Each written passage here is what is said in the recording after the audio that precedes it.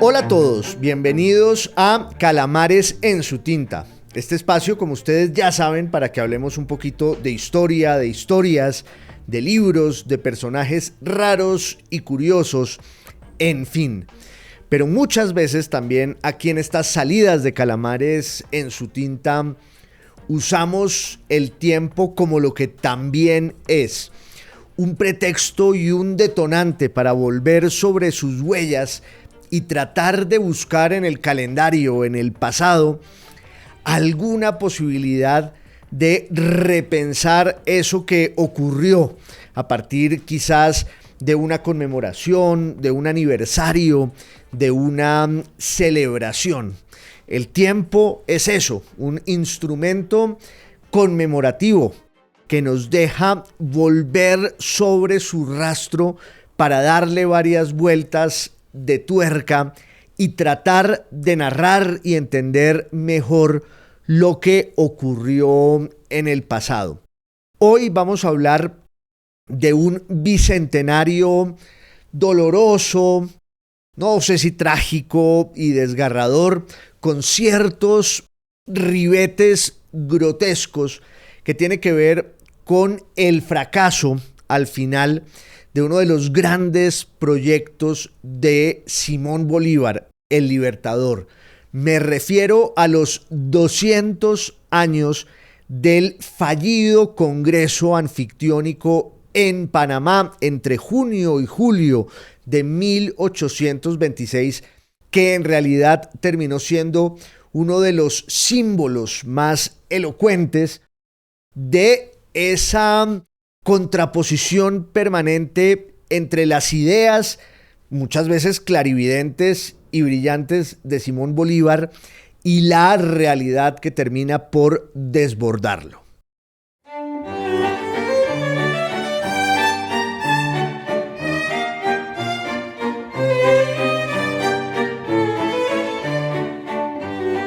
En el verano de 1826, aunque resulta casi ocioso hablar del verano y de las estaciones cuando estamos en el trópico, pero entre junio y julio de 1826 ocurrió por fin en Panamá el llamado Congreso Anfictiónico, o esa es una denominación mitológica que tiene mucho que ver con la idea esencial de su inspirador, que era Simón Bolívar. Bolívar, o el Libertador, pues para darle ese epíteto inevitable y pomposo, Bolívar llevaba pensando en un congreso de esa naturaleza desde hacía mucho, desde hacía más de una década, desde 1813, sobre todo desde 1815, ya en la Carta de Jamaica. Él había soñado, había ideado una especie de punto de encuentro plurinacional, digámoslo así. Hoy se diría que era un instrumento multilateral para encontrar también una vocería global, una vocería internacional para las incipientes repúblicas hispanoamericanas. Bolívar tenía la intuición muy aguda y clarividente y tenía el miedo que le había regalado de alguna forma la experiencia transitando a caballo todo el continente americano, o por lo menos la América del Sur. Bolívar entendía que las repúblicas que estaban naciendo de la guerra de independencia podían estar condenadas a un destino muy precario y miserable de aislamiento e irrelevancia si no se unían, porque claro, él entendía y leía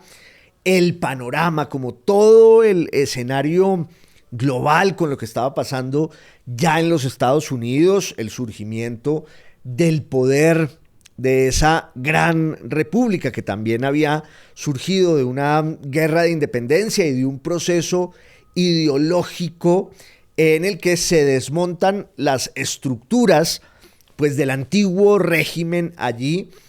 se desaloja el poder inglés, el poder británico, y surge un nuevo modelo político que además va a resultar muy influyente y determinante para el resto de procesos revolucionarios e independentistas.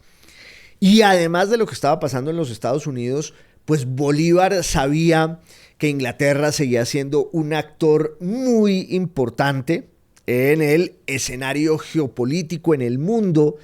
Ahí estaba Francia, estaba España, que estaba recuperando su poder. Y entonces Bolívar decía, si no logramos capitalizar aquello que ya nos une aquí en Hispanoamérica, de pronto vamos a perpetuar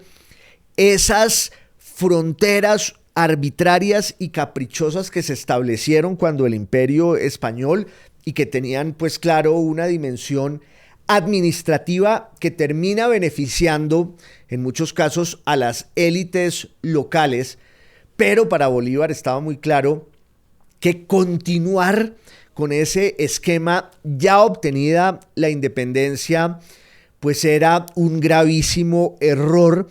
y entonces el futuro de Hispanoamérica y sus repúblicas iba a estar marcado por la pequeñez, por la fragmentación y, como ya dije, por la irrelevancia. El sueño de Bolívar era encontrar un modelo que permitiera la integración y la unidad, respetando, claro, la autonomía y la soberanía que además se habían allanado en cada proceso de independencia en las repúblicas que fueron surgiendo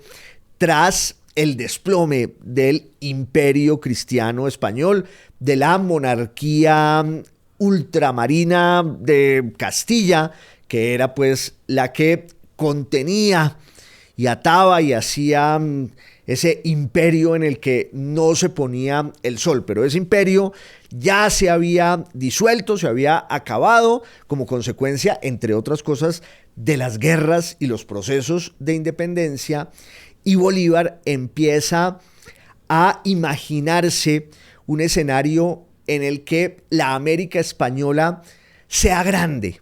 Ya con la libertad y la independencia conquistadas, hay que buscar la libertad y hay que buscar la prosperidad y hay que ver la posibilidad de impedir que las grandes potencias del mundo pues nos usen como un patio trasero para explotarnos y para, en nuestro nombre, llevarnos a un escenario de sujeción parecido en muchos casos al que había en tiempos de la dominación española. Como digo, Bolívar tenía esa idea desde muy temprano. En 1813, en 1815, él habla en la Carta de Jamaica de replicar ese modelo de la antigüedad griega de las anfictionías, esas hermandades de la vecindad y la cercanía entre unas tribus y unas ciudades, allá con una dimensión, por supuesto, religiosa y mítica. Pero claro, Bolívar, como todos los miembros de su clase social y de su generación en aquel tiempo, en el proceso de las independencias en América, Bolívar era un beneficiario y un cultor de la tradición clásica griega y romana, en su dimensión literaria, en su dimensión retórica, por supuesto en su dimensión política. Ya sabemos que ese es uno de los pilares de eso que llamamos Occidente, la herencia grecorromana que tantas veces se ha construido, reconstruido, reinventado, de la que estamos haciendo siempre una reapropiación, porque en eso en parte consiste también ser occidentales. Pero además en el siglo XVIII, en la segunda mitad del siglo XVIII, con la influencia de la Ilustración europea, hay también un redescubrimiento y una reinvención de lo clásico, de lo griego, de lo romano, por el camino de la arqueología, por el camino de la literatura, y Bolívar encarnaba como el que más esa devoción por la antigüedad en letras mayúsculas. Era lector de Plutarco, era lector de Arriano, era lector de Cornelio Nepote, era lector de Tito Livio, de Tácito, pero todos esos próceres de aquel tiempo pues tenían ese referente muy enraizado y era como un insumo casi de la vida cotidiana y de su discurso. Hoy en día no es así. Hoy en día, si queremos reivindicar la herencia griega y romana, tenemos que hacer un esfuerzo por reencontrarnos con ella. En aquel tiempo, en tiempos de Bolívar, eso no era así, y entonces Bolívar iba salpicando siempre sus ideas con esos referentes. Y se le ocurre que el modelo de las anfictionías griegas puede servir para pensar en una anfictionía de las repúblicas hispanoamericanas que están surgiendo. Tanto es así que ya desde 1815, en la Carta de Jamaica, Bolívar empieza a equiparar el Istmo de Panamá con Corinto y lo que significó Corinto en una de las grandes anfictionías griegas del mundo antiguo. Por supuesto, era una de esas comparaciones también descabelladas y forzadas que nuestras élites iban planteando sin beneficio de inventario, sin pensar en el contexto, sin pensar en el clima, y así Bolívar se obsesiona con esa idea de que hay que hacer algún día un congreso en Panamá que consagre y que selle la integración, la unidad de Hispanoamérica, para que podamos defendernos de los Estados Unidos, para que podamos hacerles frente a los grandes poderes imperiales y coloniales todavía que llegan de Europa. Claro, entre 1815, que es cuando Bolívar formula esa idea, y 1826, que es cuando la consuma, ha pasado una década en la que ha pasado de todo.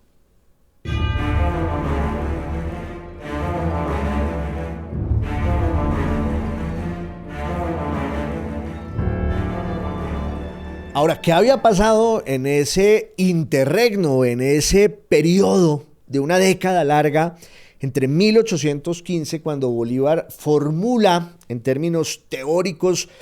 e ideales e idealistas el Congreso de Panamá, y 1826, cuando finalmente ocurre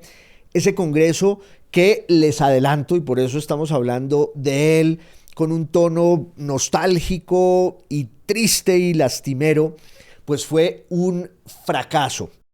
Se demoraron mucho en llegar los delegados. La idea que tenía Bolívar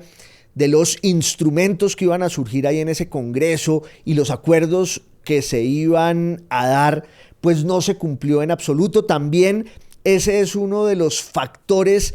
que marca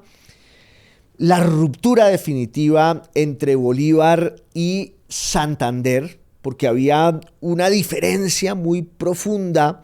en cuanto a lo que debía ser el Congreso de Panamá, y Bolívar le dio unas instrucciones clarísimas a Santander desde el principio, casi desde 1820, 1821, cuando él empieza a caldearlo todo para que ese Congreso ocurra, y Santander pues desoye muchos de los consejos y mandatos del Libertador, entre ellos el de evitar como fuera que allí hicieran presencia los Estados Unidos. Santander termina invitando a los Estados Unidos y el Congreso pues va a ser muy distinto de lo que quería Bolívar desde el principio, y además terminó siendo un espectáculo muy lánguido, muy grotesco, que también simboliza un poco el destino tan triste de esos ideales y de esos sueños de integración y de unidad que han marcado la historia de América Latina, no siempre para bien. Y de pronto el tiro de salida de ese destino, de esa suerte, está ahí en el Congreso de Panamá. Pero entre 1815 y 1826, pues como digo, ha pasado de todo. Por un lado, ha pasado que Bolívar ha liderado la guerra de independencia desde Colombia y Venezuela hacia el sur en un contexto bélico muy distinto al de lo que antecede a esa guerra de independencia, que son las escaramuzas y los conflictos ideológicos y también militares en cada fragmento del imperio español, de la monarquía castellana, que se está desplomando. Pero una cosa era el enfrentamiento local que se da cuando van surgiendo pues las opciones políticas para llenar el vacío que ha quedado cuando en España ha entrado Napoleón Bonaparte y la monarquía pues se viene al piso, y entonces hay una serie de respuestas políticas para llenar ese vacío, y ahí va larvándose la independencia, que luego desemboca en unos conflictos también militares en Venezuela, en el nuevo Reino de Granada, pero eso adquiere otra dimensión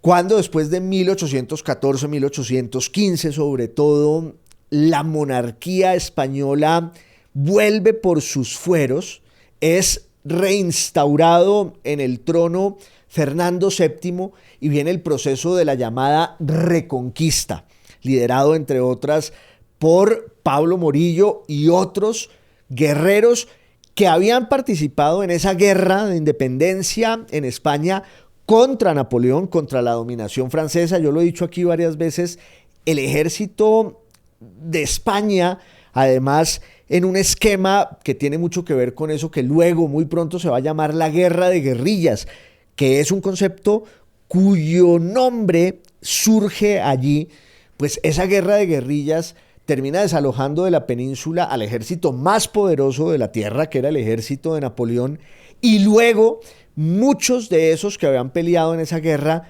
vienen a América a restablecer la autoridad y la legitimidad de la corona castellana, y entonces eso adquiere otra dimensión épica y napoleónica, digámoslo así, en la que Bolívar pues va a ser una figura protagónica, con un punto de quiebre muy claro en 1819, ya con la liberación de Venezuela, con la liberación de la Nueva Granada y el inicio en serio de la campaña hacia el sur, que tendrá, pues claro, unos baches, sobre todo en la zona de frontera entre lo que hoy llamamos Colombia y el Ecuador, y luego el envión final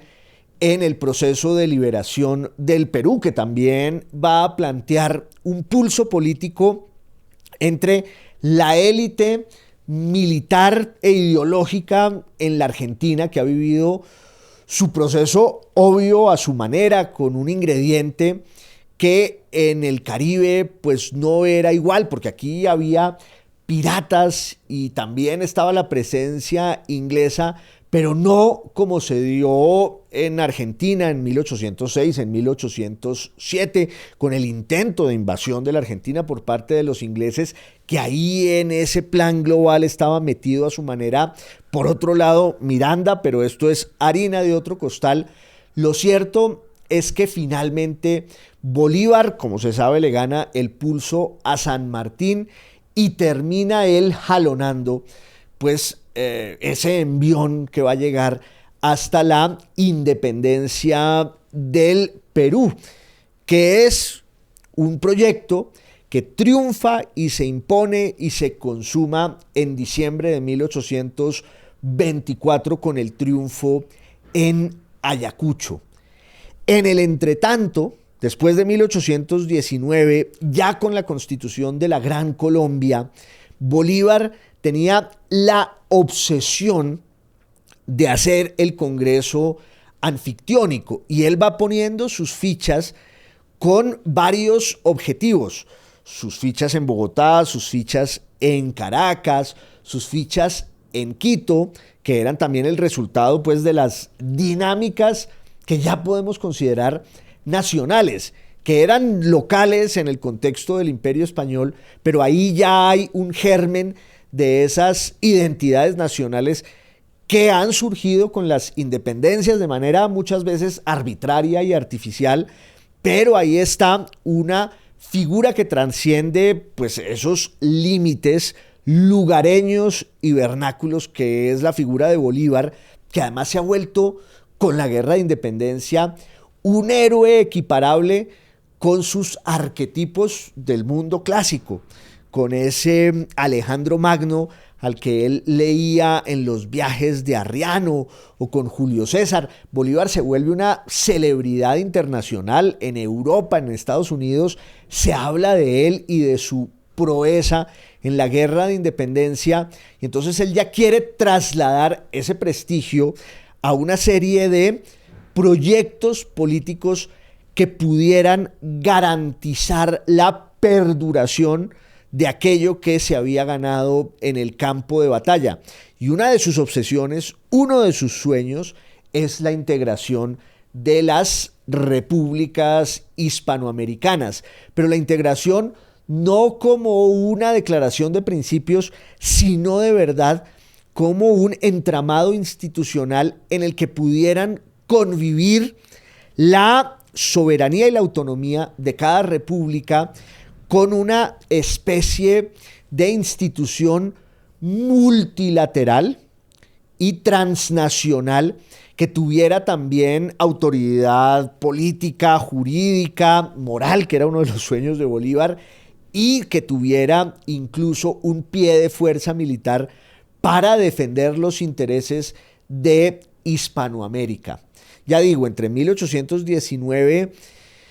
y 1820, pues se empieza a ir decantando el triunfo final de las armas de los ejércitos de la independencia en América, y Bolívar va urdiendo la trama para que todo eso desembocara en el Congreso en Panamá. Y entonces él intriga en Caracas, intriga en Bogotá, pero mientras tanto está peleando la guerra en el sur. Y solo después del triunfo en Ayacucho en diciembre de 1824, ya con la gloria conquistada allí, pues Bolívar empieza a presionar a todos sus agentes y socios políticos para que se dé por fin el encuentro panameño.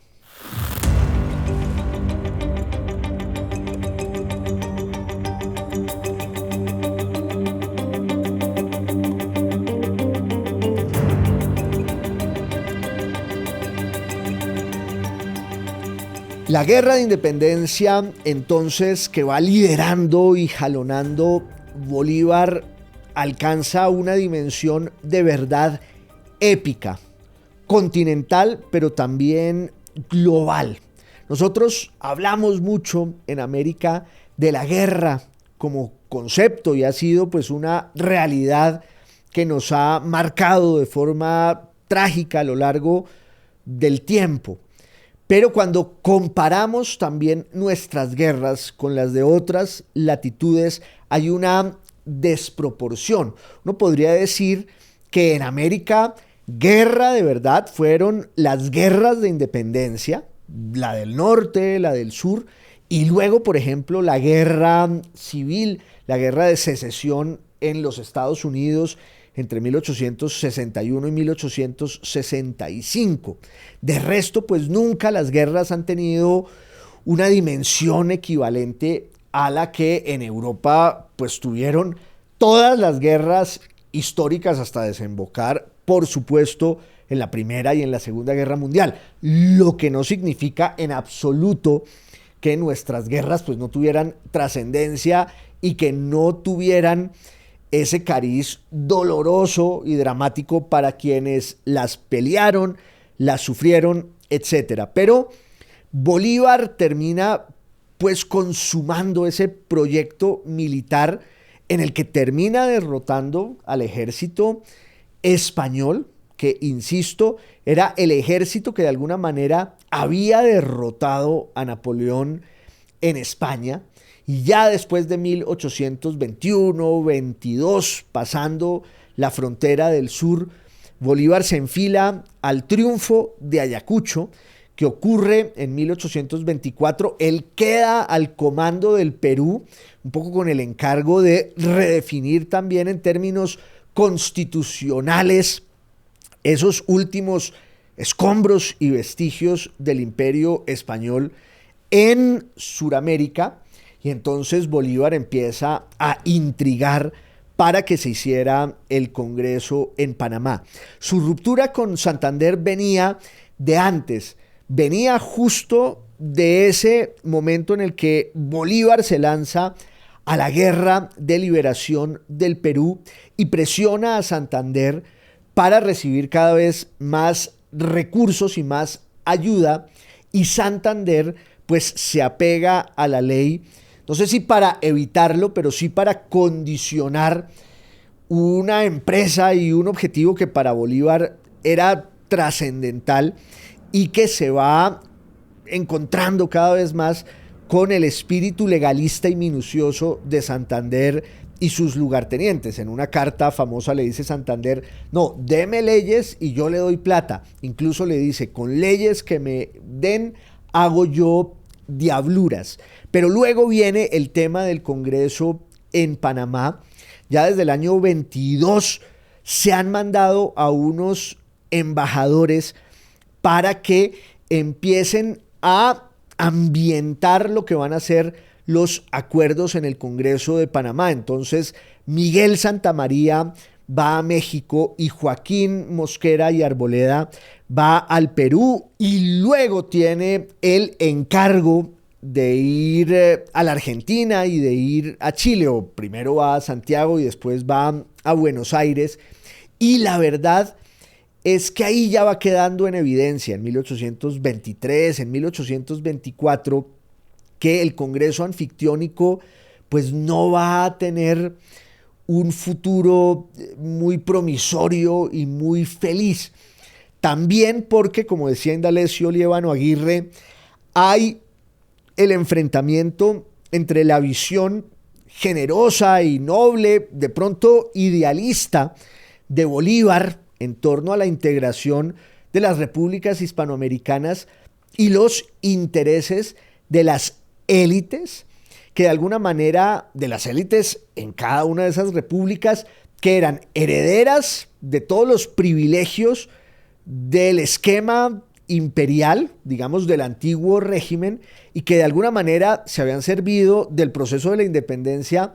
para perpetuar esos privilegios y esos intereses. Entonces, decía Indalecio Liévano Aguirre, las élites de cada república, herederas de la limpieza de sangre y la blancura y todo el ideario colonial, pues buscan mantener esas fronteras nacionales, entre comillas, que garantizaban la perpetuación de sus privilegios contra una visión más grande, que era la que planteaba Bolívar. Pero además, claro, en cada lugar había unas urgencias y había unas afugias que había que resolver, y no todo el mundo estaba dispuesto a apostarle al modelo bolivariano que pues iba a desembocar en el Congreso fallido de Panamá. A Santamaría le fue más o menos bien en México, pero él termina enfrentándose también con la realidad local y con las disputas que hay en México después de lograda la independencia hasta el surgimiento del imperio de Iturbide, aunque tiene un buen interlocutor, Miguel Santamaría,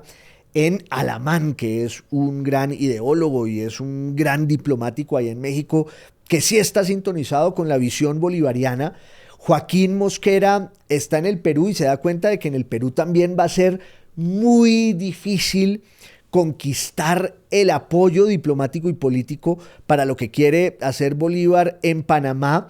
Luego va a la Argentina, donde lo atienden todavía peor y con más desdén, y Chile estaba sumido en el caos y en la anarquía. Entonces sí se hacen unos acuerdos en México, que es el mejor de los acuerdos, en Perú,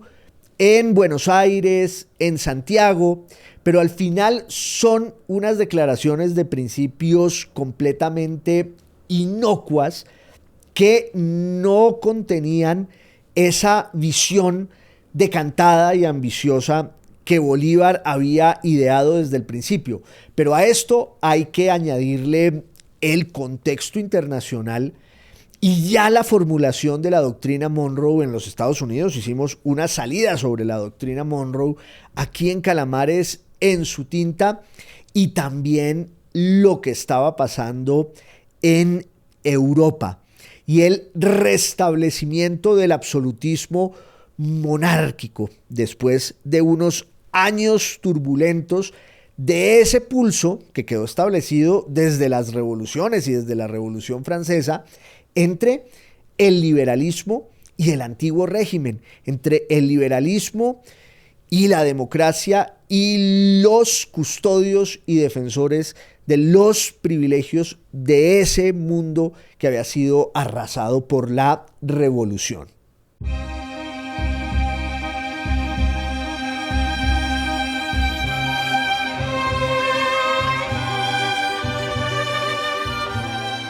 En Europa, como ustedes saben, en 1814 y 1815 se había hecho un congreso en Viena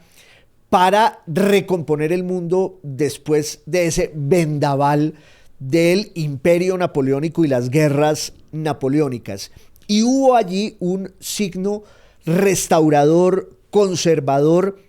en el que además se reivindicaba el poder y la legitimidad de muchas de esas monarquías que habían sido las víctimas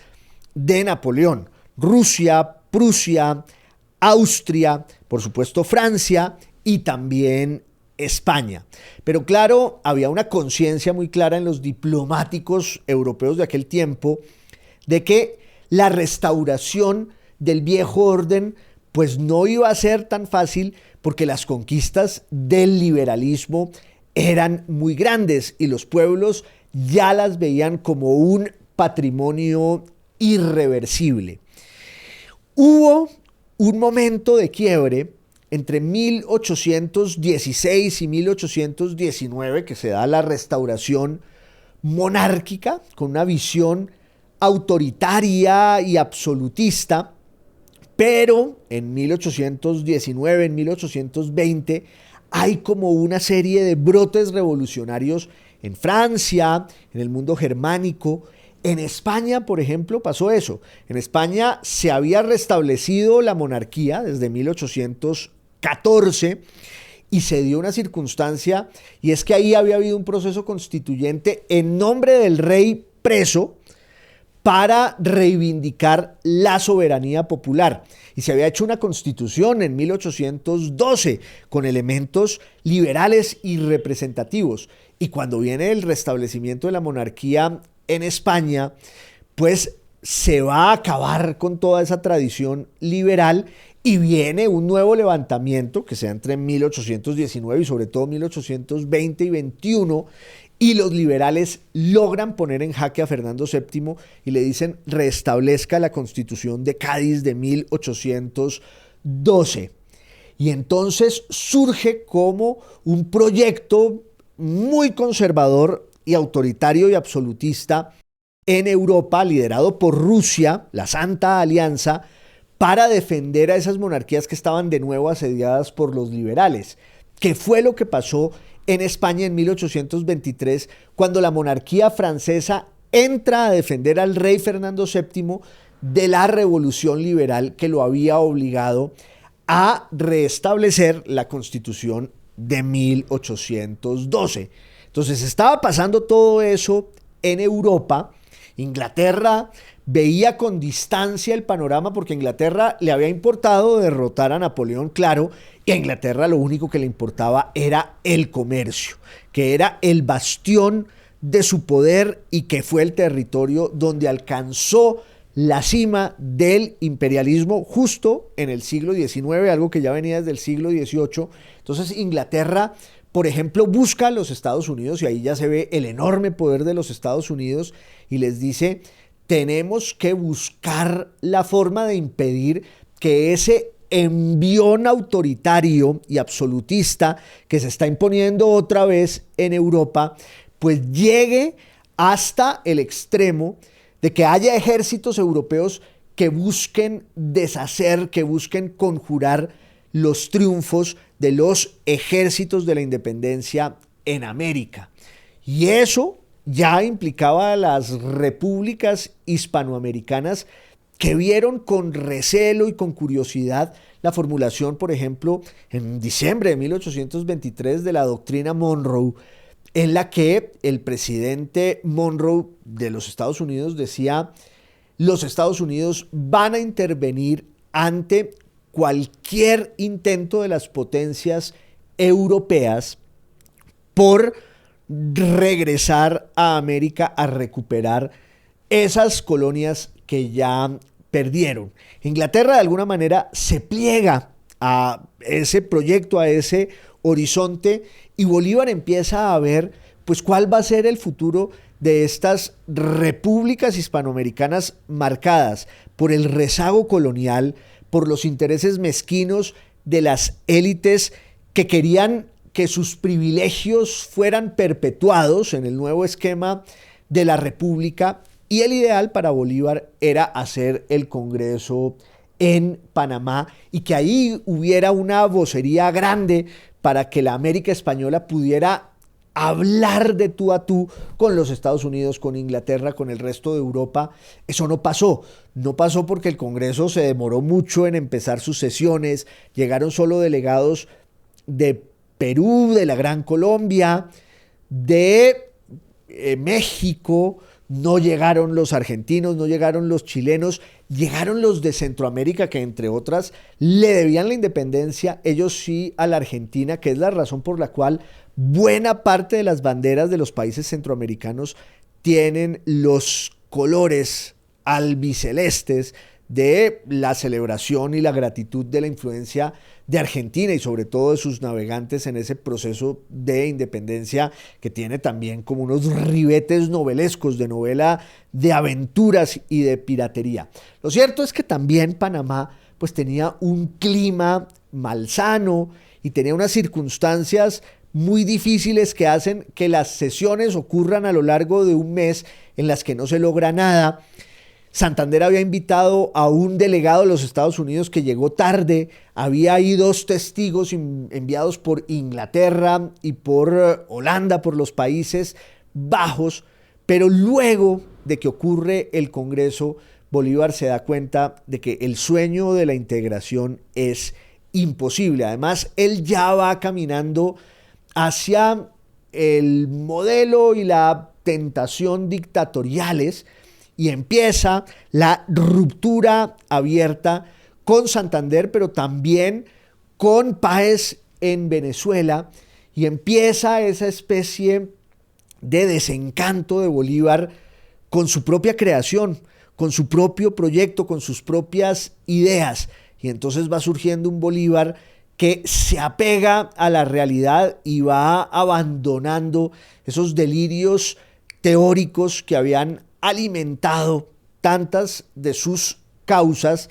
y yo creo que ese proceso tiene ese punto de quiebre ahí en junio y julio de 1826 en un congreso que de verdad no sirvió para nada. Los mexicanos impusieron luego que ese congreso siguiera haciéndose en México, pero la verdad es que eso tampoco sirvió para nada. Claro, muchos de los estadistas mexicanos sabían que la amenaza real estaba en los Estados Unidos, que iba a dar el zarpazo que ya sabemos, quitándole la mitad del territorio a México. Pero en cuanto al sueño bolivariano anfictiónico de la integración, acabó en una izada a la bandera y en un congreso que no sirvió para nada, y Bolívar entonces termina aceptando, como siempre, que había arado en el mar y había edificado en el viento. Fue hace 2 siglos, en 1826, y quería que habláramos un poco de ese proceso aquí en Calamares en su tinta, que ustedes saben que es podcast, video podcast y radio. Hasta la próxima. Un abrazo a todos.